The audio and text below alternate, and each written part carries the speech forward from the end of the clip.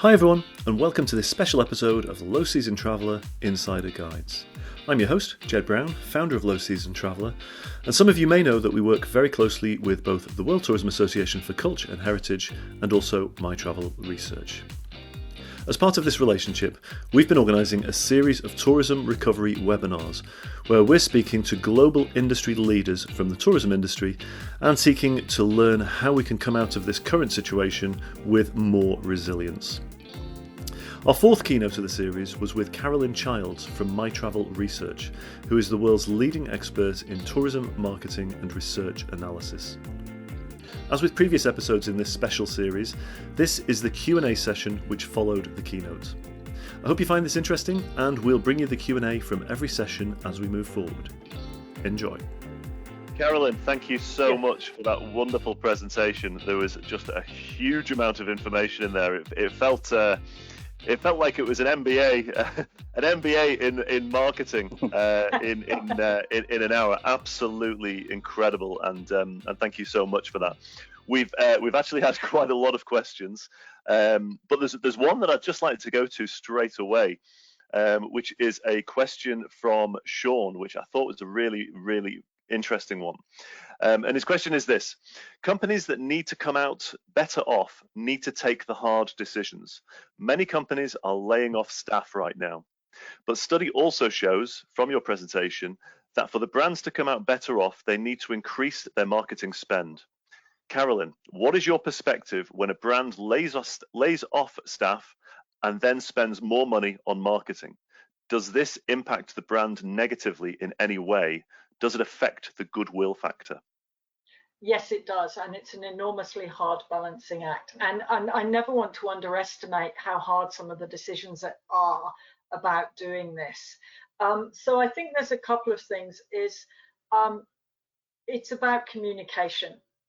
So when you're laying off staff and you're explaining to them that you have to do this, you have to be framing it around why you're doing that, and you have to be honest and transparent about that. And you also have, just as not even more importantly, to be actually communicating with people who are your existing staff, because one of the things we know is that there's huge survivor guilt from the staff who survive downturns.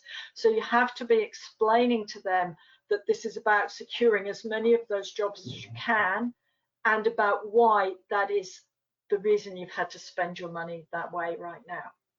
In those countries where you've got job seeker allowances, as we have in Australia, as I know, Jed, you have in the UK, yep. That's where you're using those tools and you're saying we're keeping as many people as we can, but if we don't have customers coming in, you have to be really honest. And I think it's okay to show your pain and show how hard this is for you. But I'm never going to underestimate that. And I think the other thing is you have to have a bloody great PR strategy for when that comes out. So some disgruntled staff member is laid off, understandably heartbroken, looking at paying their mortgage. They're going to go and say, well, why are you launching this ad campaign? And you need to be very clear about this as a job-saving device. It kind of links with I think it was either John Kuldowski or it might have been Dr. David Bierman, where he was saying about the sensitivity of handling those layoffs is just so critical. And I don't know what yourself have sort of heard, Carolyn, over recent weeks, or what any of our listeners and audience have heard, but I've heard certainly quite a few experiences where it just hasn't been handled very well by the organization. You know, they've done it at practically a whim. They've done it relatively insensitively. And it's, I think that's probably going to be an effect, or have an effect on those brands and organizations as well, right? Absolutely. If you think about how you let staff go as being part of your marketing, and what that message and what the optics of that are, it will help you. I have a theory that one of the reasons people are so bad at laying off staff is because we feel so bad, and we get rid of the bad feeling in us. We're not thinking about that empathy for the person on the other side.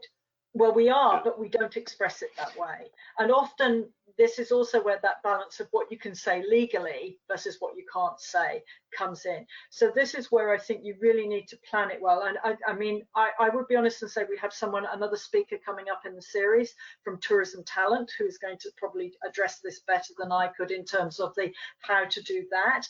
But if you remember that big part of how your brand is going to be is how you manage the shit stuff, if you'll forgive my language. Yep.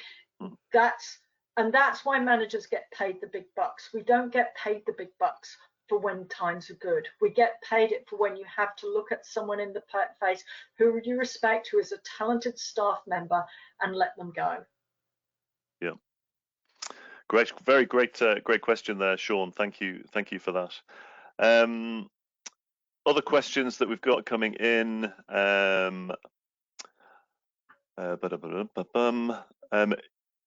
If you have worked 100, I've got a question. Oh, sorry. Go on, Chris. Yeah. Yeah. I'm quite interested. I was interested in the sentiment trending upwards and turning that curve fairly quickly. How can you turn that into action in a depressed environment? What would be your advice for that? Well, I think the first thing, Chris, is to be aware that it's there. And to be keeping an eye out, and there's lots of stuff in the press at the moment talking about this, so there's absolutely heaps of information out there. If you've got a marketing department, get them to be watching that. I think, again, it's really about balancing that and looking at it and saying, the early stages of that were really that thing that you saw with Tourism Australia, where they were, feeding that with content, with messages, with kind of emotive stuff, but always doing it through the framework of their own work. So I think David showed their campaign in his session in the first of the series. So they were using their locations, but they were using an energy about this. They were using an Australian philosophy to draw on, which is, I always say Australia is a country for people who like dealing with crises, because we do have bushfires, we have immense variations in our weather cycle. We also incidentally have immense variations in our exchange rate. It's a hideous place to run a business in some ways from that point of view. So I think that idea of the resilience of the Australian character was something that they really tapped into for that. And that idea of we're coming back, we're going to be back, but here's something to be looking at. So, we've seen a lot of pictures of a lot of stories around the animals around there. So the one that really went, it's a specifically Australian example, but what I would always encourage people to say is what's your equivalent of the koalas at Port Macquarie Hospital? So some of the koalas that were put at, were made homeless or were injured during the Australian bushfires earlier this year. Port Macquarie Koala Hospital. If you ever come to Australia, go to Port Macquarie Koala Hospital. It's awesome. They shot some video of the volunteers releasing the recovered koalas back into the wild. Now we know our koalas are an absolute fast track to every human being's amygdala. They deal with our reptile brain of emotion. We want to bond, we want to connect. But it's told a story of hope and resilience in a uniquely Australian way. So, I could see we had some people, what would a story of resilience and a unique story of hope in a uniquely Malaysian way or a uniquely adventure tourism way be? Is it walking up mountains? So I think it's how can you do that and how can you leverage that in those different stages of the plan? And that's why the plan is so important, Chris. And when the consumer mindset gets to here, this is what messages how will we know we've got there? That's what TA know. What messages do we need to put out there and what channels do we need to put them in? And that's how you operationalize that, is you have a plan. And if you see a second outbreak come out, which I think we will see second outbreaks, how are you pivoting to deal with that? How are you pivoting if the consumer mindset goes up and then suddenly they see another outbreak and it kind of pivots back down? What's your plan? So plans in that kind of detail with backup plans are your friend in the new abnormal. Another question, great question here from Berendian Lube. Forgive me if I've pronounced your name incorrectly, Berendian. What about if you were just about to launch a new product and were interrupted through lockdown? What would the best marketing strategy be, given it is an unknown product, new company, unknown brand? Product may be regarded as green. By green, we mean environmental, I'm guessing. I'm guessing so, yeah. I'm going to be a bit cautious about answering that question, Jed, because I don't know enough about the product to know how it connects to the mindset. But I think the principles I've talked about here is I'd get everyone on a Zoom or a GoToWebinar call in your marketing team, get that evidence together and understand, are we ready yet? And if we, is the consumer mindset ready? Is it gonna clang? When is that point? And again, it's probably going to sound a little bit repetitive, but I would be filling those buckets of information, because what I tried to do today was not say go away and do this. What I tried to say is these are the buckets that you need to fill in your marketing. The bucket of where's the consumer mindset? Well, the bucket of who's the consumer and what motivates them. The bucket of where the mindset is, and the bucket of, who are we and what are we? Now, I would probably say for a green product, if you are able to pivot very quickly, one point to launch that might have been when we started to see the bottom of the canals in Venice, or we saw communities that saw the Himalayas for the first time. So if your product was something that was engaging you to take something to that place, for example, I would be having those moments. This is what I mean by being truly agile. That if you saw something that brought that out, that you saw something that was coming out, that you could tie it to, when you come back, we'll be ready to take you to see the Himalayas. And we'll be the company to do that because of this. If one of those occasions doesn't occur for your product, I honestly think it's a matter of short-term timing for anything that's an environmentally sustainable product, because all of the issues that existed before we had COVID-19 are going to be there. We have 10 years to save the planet. And that's going to be helped a little bit by COVID-19. Ironically, Mother Nature has said, look, go back to the drawing board a bit, guys.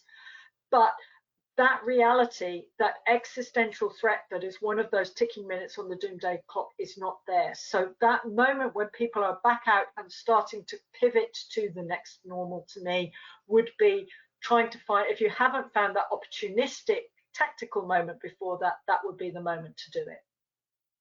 Fantastic. Thank you for the question, Berendia. Actually, just before you move on, I'd just like to welcome Berendian. She's one of our new members from Pretoria University. So shout out to you, Berendian, and it's great to have you with us as part of our family. So thank you. Fantastic. Another question linked to that one. This is from Lynn Hocking. If you've worked 100% in the past with international clients, and now you need to reprice and maybe redesign products for domestic, what are the challenges that go along with that? And also, it was kind of in follow-up, how about deposit-free bookings, which I guess links to the example you gave there for P&O, which I suppose is altogether, it's linked with the issue of trust, isn't it? Is that one of the biggest, wider issues that we've got as a result of this within the industry, that there's been some kind of an erosion of trust that we've had? I think there's an erosion of trust. I wouldn't actually say a deposit free. What I like about the $1 is that there is something committed to that. So what I think you want to do in this situation is you get the customer to commit to you, but what you say in return is you leave them that freedom to walk away, that flexibility. So I think I wouldn't be in favor of no deposit. I would be in favor of a small incremental deposit, an amount of money that maybe you can put to something. So P&O use $1, because who is really, among people who are likely to cruise after this, who is not got $1? And you've captured their details, you've got that commitment. The reason P&O is able to do that is because they know that the vast majority of people who do that are going to go on and book and put down money later on. So I think if you've got that little bit firmer commitment, the level of loss aversion, that 3-time ratio, is going to be greater. If you are doing domestic, I think, as I said, what I would be looking at is looking at the idea of how can you create that excitement from reconnection. and how can you understand the domestic consumer, because it is a little bit different. I know Lynn personally, so I know that she's based in Australia. I'm going to use Australia as an example. We know that Australians, as I mentioned when we were talking to John and David earlier, they're the most demanding consumers on the planet, and they're some of I wouldn't say they're tight with their money, but they expect a lot for their money. So I would say that that's something that you can do. The other thought I had, and this comes back to the very first Domesticate study, which was a study of the domestic tourism mindset in Australia that I worked on in 2006. Does anyone remember having a granny who had one of those piggy banks that said money for rent, money for electricity, money for gas? I can hear you laughing, Jed, so I know you do. Yeah. And people said, we'd like one of those. So could you create some money boxes for your clients? Could you create a virtual money box on your digital site, which is a savings bank? All of the banks do this. In Australia, the Commonwealth Bank has this thing where they sign kids up and you get a piggy bank. I can't, given that we don't change banks very easily, I can't tell you how much money that has generated for Commonwealth Bank, because you're creating that thing that you've got that commitment, but you've also helping them, that be helpful moment. So I'd be saying, what if you were to say to people, why don't you have a savings? Why couldn't you open a savings account for them? A joint savings account. Yeah. Could you do something like that? Could you create that virtual slot money box where they're putting money in? The only way I would say, I wouldn't say do it as no charge deposit. The other way I would do it as a redundancy deposit. And the cruise industry did this during the last crisis in the USA. So they said to people, if you have a job now and you can prove to us you have a job, and you put down a deposit or you pay for your holiday, if you lose your job, and again, you need to provide us evidence, it will be 100% money back, no questions asked. I love that. I love it too. It's super smart. Yeah. Because it's interesting. We during the hard times that we've had, I'm sure everybody in our audience has had hard times, from a personal point of view as well as from a business point of view. But during the personal times when we've had hardship in the past, when myself or my wife might have been out of work, we've actually had, like you say, we've had little envelopes.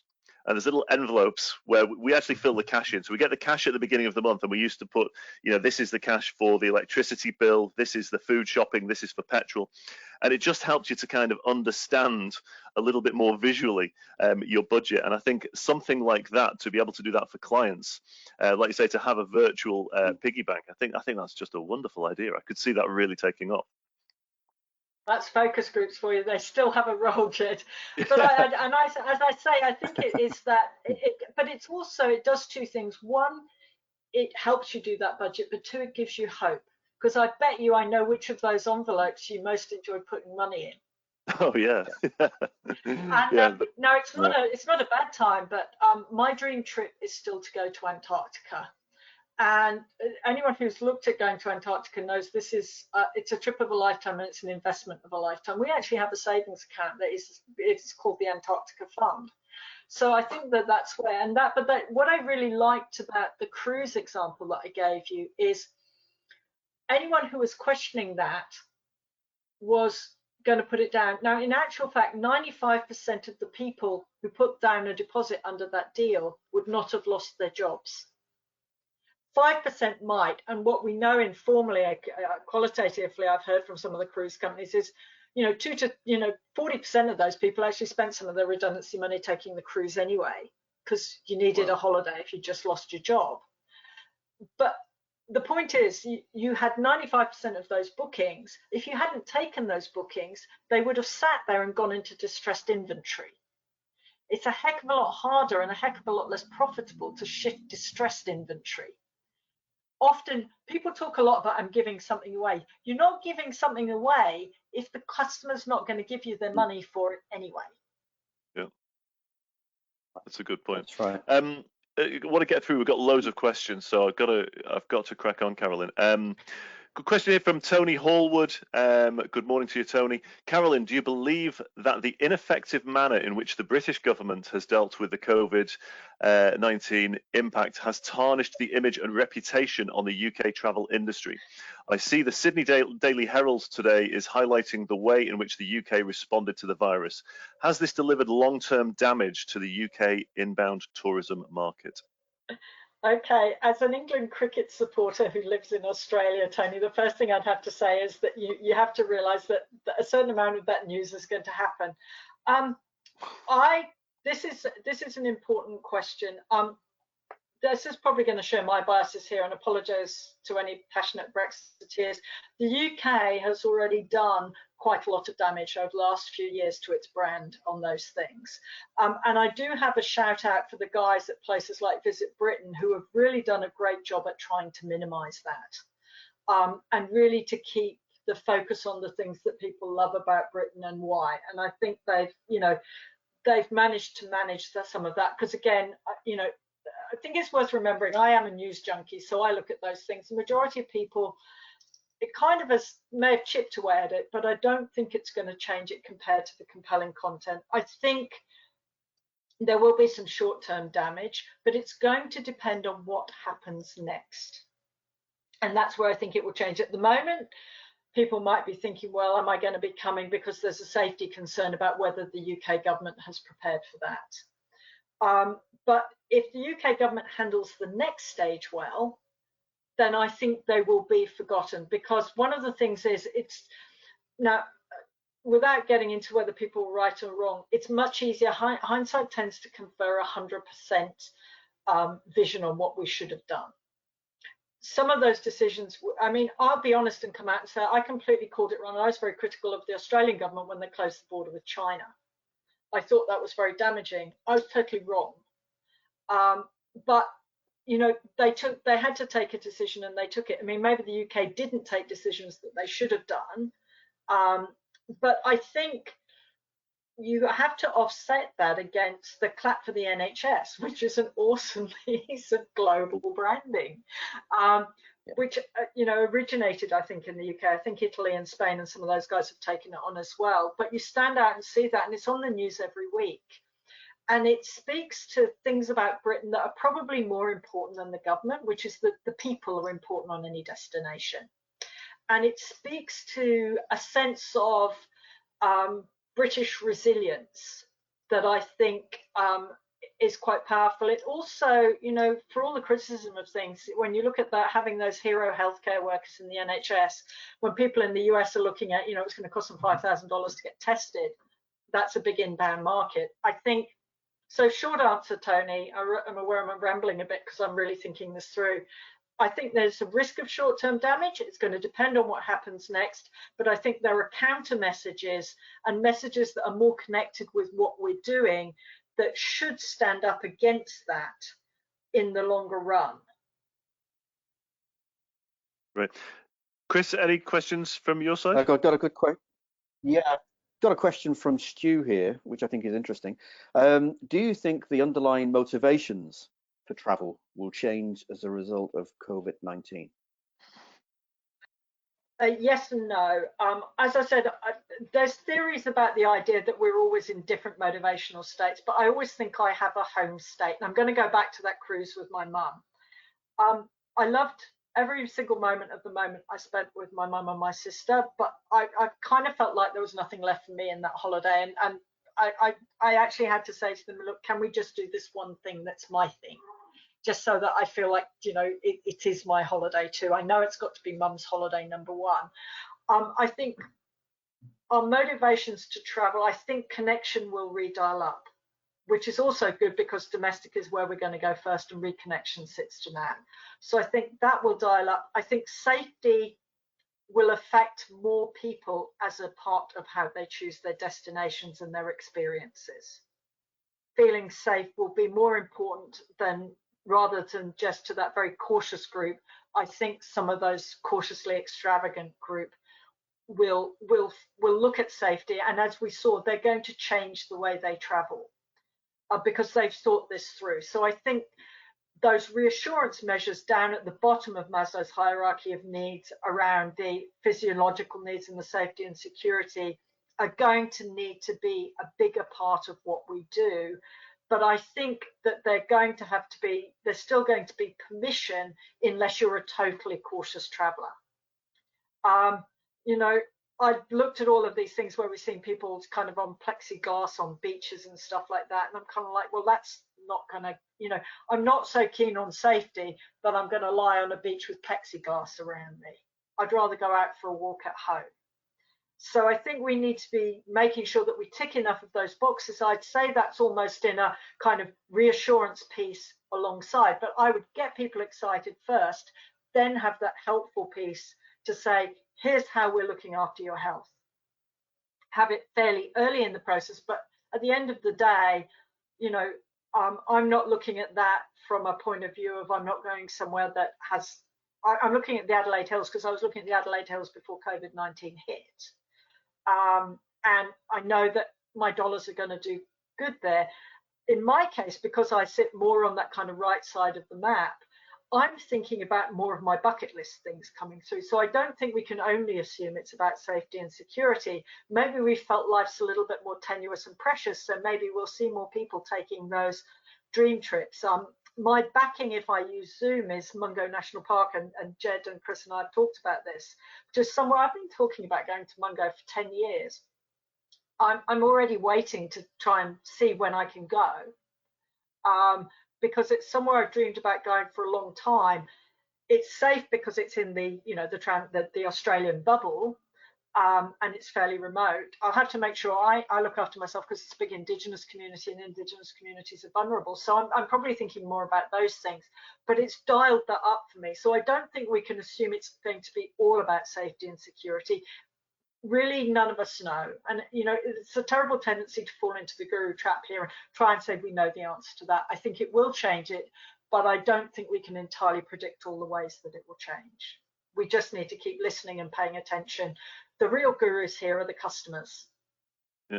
It's interesting, though, the way in which you almost feel that the consumer mindset is actually changing as we progress through the lockdown as well. At first, a lot of people were talking about, people aren't going to want to travel. And now there's starting to be a feeling, and we've seen it on the Forward Keys data, and I've seen Kiwi data, which is similar, that actually there seems to be that feeling of, actually once the world opens up, I'm going to travel like never before because, God forbid, the next pandemic will be significantly worse. So therefore, I'm going to need to grab my opportunity while I can. So maybe we could see actually an even greater increased desire and demand for travel at the end of this, eh? And it's interesting you say that, Jed, because we talked about, you remember that cycle of trends. I'm going to honestly say those cycles are shortening. Those cycles used to take 100, 200 years. Now they take 2 to 3. But we also see counter trends. And one of the things I always say to people is there's enormous opportunity. It's my third law of trends, is there are enormous opportunities in counter trends. If everyone else is charging that way and you're charging that way, there's probably money to be made because no one else is doing it. And I think at every stage of history, so we saw after World War I, we saw a desire for stability, but we also saw the explosion of hedonism. People felt that life was so temporary that they had to live for the moment. The other thing I think that was a trend we saw long before COVID-19 was the changing of the meaning of travel in our lives. 50 years ago, unless you were very wealthy, travel was a luxury. With each successive crisis, it's dipped because it's a higher good, it tends to get cut. But the point at which people cut it out of their lives, other than when they physically can't travel like a pandemic, gets later and later and later. We saw that during the global financial crisis, that people were, they fought to hang on to their holidays and they sacrificed other things to keep them. We've moved from travel being a privilege to travel and being a right. Now that creates all sorts of problems like over tourism in normal times.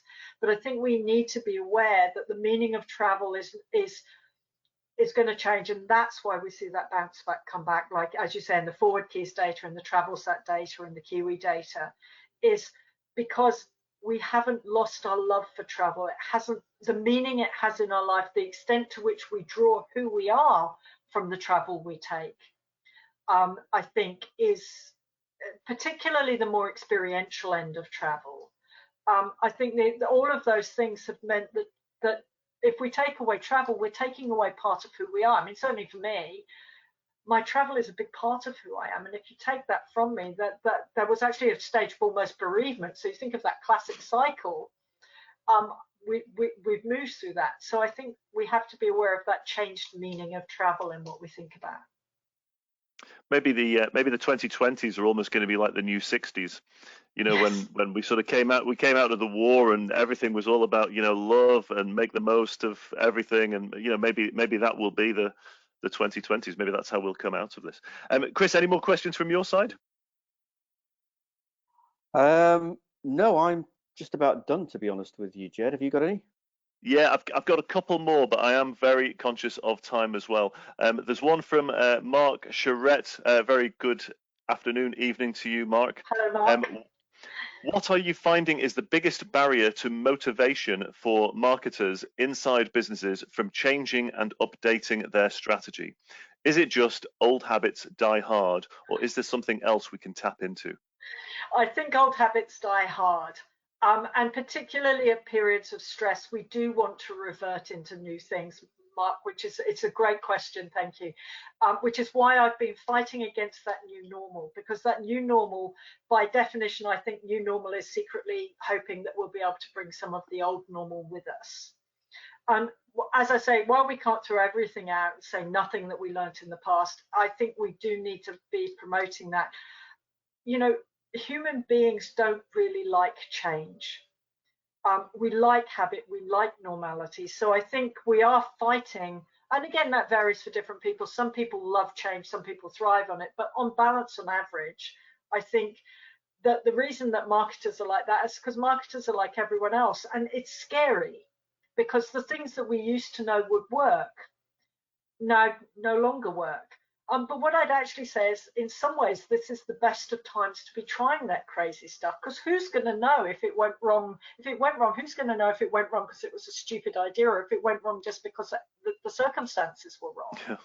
But if it goes well, oh my God, what a result you've got. So that's one of the other things I've been saying in that kind of, 50-60% of your build marketing, that's that long-term building. Do the crazy stuff, do the campaign that you could never get over the line normally, or the crazy marketing channel that you've always wanted to try, but you could never get it over because it wasn't as proven as the traditional ones, because we don't precisely know what's going to work in this new framework. So much has changed. Other than holding in your place, well, what is the person there to do? And the reason I use that example, Mark will know, the guys at This Link, because I know he's just up the road from them. The reason I really like that was that recognition that, if you're going out into social media going buy, you have to remember, as the guy said, 20% of your audience is reading you while they're sat on the toilet. And they're just not that into you. They're looking for entertainment while their mind, other parts of their body are doing something, or they're looking to catch up with how their family in the UK. If I'm in social media, I'm looking for my family in the UK. Unless you're connecting with something that's in that mindset of entertaining me or giving me something, why would you think that's how you would start by selling to me? And I know Mark's work. Mark is a Google certified photographer. He helps people bring their experiences alive for people. So I actually think you're going to go well in this, Mark, because we're not going to be able to travel. So that virtual tour is going to work really well. But I think it is that fear of the unknown and I know this will work. Remember that quote I said about, people don't choose this because it's better. They choose it because they're more confident that it's good. That's why I think people are not changing, because we by nature favor what we know to be working over that loss aversion comes through. I mean, people won't even give away things that are costing them money when they could be offered something that gives them more money, because we love what we have so much. So we need to be thinking about behavior change models to do that, and we need to be applying that to our discipline as marketers. That's great point, Mark. Last question, I think. I've got one more. Go on. I had a question here from Daniel. Partnerships. Is it a good time to combine strengths and assets to transition out of COVID-19 by forging partnerships and building strength? Daniel, I think you know the answer to that yourself. All you're looking for me is to confirm it is at any time in tourism, the right partnerships are a great thing to do. 95% of tourism businesses around the world on average are, in different countries, are small to medium enterprises. You almost certainly haven't got enough money to do what you want. And often the biggest problem, one of the things I like to say, I work a lot with regional destinations around the world. One of the things I like to say is your biggest problem is not whether they're staying in your hotel or the hotel next door. The biggest problem is not enough people are driving down that road. And partnerships are there. And we actually, years ago, some of the Inland New South Wales research that I shared earlier, we actually asked people what made them choose to go to certain regional areas. And in Australia, a context to this is visiting a regional area is somewhere between 2 and 14 hours of driving, or several hours of flying. No one's going to do that for one experience unless it's Mona, the Museum of Old and New Art in Hobart is the exception that proves the rule. So finding the right partners to do stuff is to create that complexity. We know that clusters work. There's a reason why medieval streets, why London has a milk street where you bought your milk. There's a reason why London has a pudding lane, because that's where you went to buy your baking. It's because you knew you were going to get what you wanted, that certainty again. So the more that you can say to people by coming together and creating a cluster of experiences, could be a cluster of themed experiences. The Prosecco Road in Victoria's King Valley here in Australia, great example. Italian varietal wines. Focus on Prosecco, which was quite new in Australia at the time, creates a reason to go there. There's a blog piece on the mytravelresearch.com website, if you search for it, that talks about that. So I'm absolutely a believer in partnerships at any time, but in this time of needing to band together and looking for feeling part of that collective, that stabilized framework, I think partnerships are more important than ever. I suppose, and to, just to add to that, Carolyn, that's what we are. There's the World Tourism Association for Culture and Heritage, My Travel Research, Low Season Traveller. That's exactly what we've done, Daniel. We've sort of come together in a spirit of collaboration. I think collaboration is absolutely essential for all of us to move forward. Yeah. Last question, Carolyn, if you don't mind, and I'm conscious of time. We've got so many in the audience still here. Thank you so much to everybody for sticking with us. We really appreciate it. This question, it's still early for me, guys. This question is from Dimitris in Greece. Countries need to come up with innovative ways to directly target and attract potential travellers. What could these be, given that conventional tourism expos and fairs are out of the question and collaborative promotions with OTAs, etc., proven to be too costly?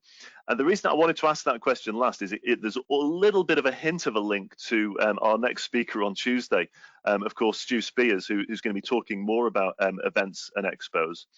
But what do you think, Carolyn? Is there any other innovative ways that we can come up with in the absence of the conventional tourism and expo fairs?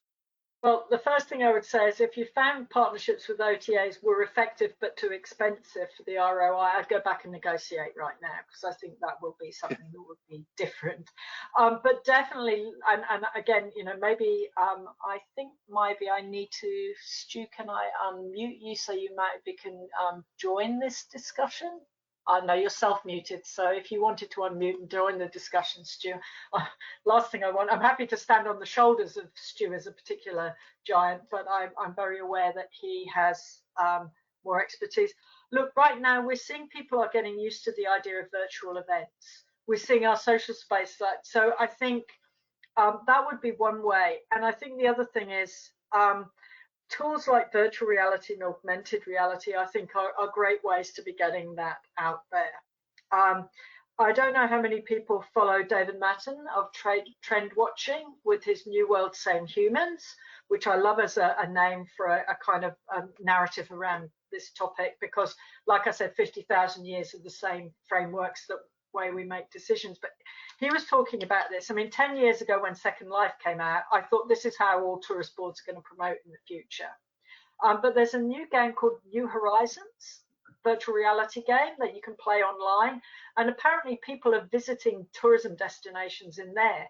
So I'd be going to talk to the games developers of that and trying to get your destinations in there, and giving people that virtual experience. And I'd also be exploring, in the context of over tourism, flight shaming, and the world that we're going to deal with once we've dealt with COVID-19 and the economic mix, I'd also be thinking, can we start monetizing that? People pay to go to a travel expo. I mean, some of them are free. I know we have a big travel expo here in Sydney, where I'm based, where it's free. But I've been to, I pay to go to wine shows, for example. Or you pay to go in, or you pay on the door. So people will pay to go to some of these things. So can we start to monetize the virtual reality experience rather than just give it away for free, which we all too want to do in tourism? So I think virtual events are ways to do it. I think it's interesting. There's been a lot of debate about whether we're now past the phase of using influencers. I think the big problem with that was we didn't know who influencers really were, because at the end of the day, influencers are just people who influence, and word of mouth is still part of that. So I think what we're now doing is we're moving beyond the phase where everyone gets terribly excited about influencers, waste a lot of money on influencers who don't help them do this, and start to sit down and think about doing that. So, if you're targeting family holidays, for example, Facebook mums groups, oh my God, this is an amazing way to generate conversation. Jed, I'm thinking your mum. Yeah. All over mum's net, my wife is, and it's absolutely insanely good, she says. Yes, and the level of engagement that you will get with that, and the interesting thing about those groups is, some of those people will want paying, particularly the savvy marketing mums in there. But if you look at who are those networks who's got good networks with the messages you want to do, not all of them want to be paid. Quite a lot of people, everything we share on social media about destinations, we do because the currency we're paying in is, this makes me look cool. So I'd be saying, look, maybe we don't need to do the big stuff. Maybe it's really at that level of doing something different. The other thing I'd probably say is, I've talked more at the kind of small scale digital marketing, ignoring those big studies at the beginning were all done about advertising. David Bierman in his session talked about how Visit Britain has got ads up, and this will link to, I guess, to Tony Hallwood's question as well, has got ads up for London all over the railway stations in Sydney. Now, it's not that a huge heap of people are traveling, but no one else is out there traveling, talking destination. So here's the thing, if you're that person on the train and suddenly there's no one else around you, you've got space to look around you, and you're going through station after station where you're seeing that kind of plucky British spirit, we're still out there, you're going to go home and talk about that. So I think that's where doing that, and again, that counter trend, if everyone else is pulling back from advertising, every dollar you spend has a much, much bigger effect. The marketing gurus talk about, they call it ESOV, excess share of voice, which is every dollar that you spend at this time above your share in the market, every single share of voice dollar you spend that contributes to your share of voice really delivers you a return, but it disappears very quickly when other people start to come back into advertising. So now is really that time to be getting out and targeting people and thinking about, my guess is right now there's an awful lot of media out there who will be prepared to talk to you about rates that they would have told you to go get stuffed a year ago. Fair play. I noticed that we've got Stu has joined. Stu, did you have any thoughts on this? Here we go. Sorry, there we go. Stu, welcome. Thank you very much. Look, really, really briefly, in terms of expos, I tend to agree with Carolyn that it feels like virtual events feel like the way that things will move, whether that could be a mix between more curated expos, so it's not a cram fest as such. But when it comes to public-facing events, there's some really interesting models, which we'll touch on Tuesday night day in other parts of the world. which are particularly in relation to cultural events. There are certain events out there, even before COVID hit, that were talking about self-guided cultural events and self-guided art events that were very much rooted in the place that event was actually taking place in. So when it comes to B2C events, there's some really interesting models which we'll touch on Tuesday. Awesome. Really looking forward to the session on Tuesday as well, Stu. So thank you. Yeah. Thanks, Stu. And sorry, it was telling me initially you were self-muted, so I wasn't unclicking you. But I'm delighted you can join the conversation. So. Very good. Carolyn, I think that is all we've got time for. Thank you so much for the wonderful presentation and the in-depth Q&A. Thank you to everybody for all of the questions which we had. We've still got questions coming in, and unfortunately we can't get through all of them, but we really do appreciate it. I think we've got through most of them. So there we have it. Our huge thanks again go to Carolyn Childs from My Travel Research for providing us with her insights this week. And the full episode can be viewed online at wtach.org, and you can register for the future episodes which will be running throughout May on Tuesdays and Thursdays.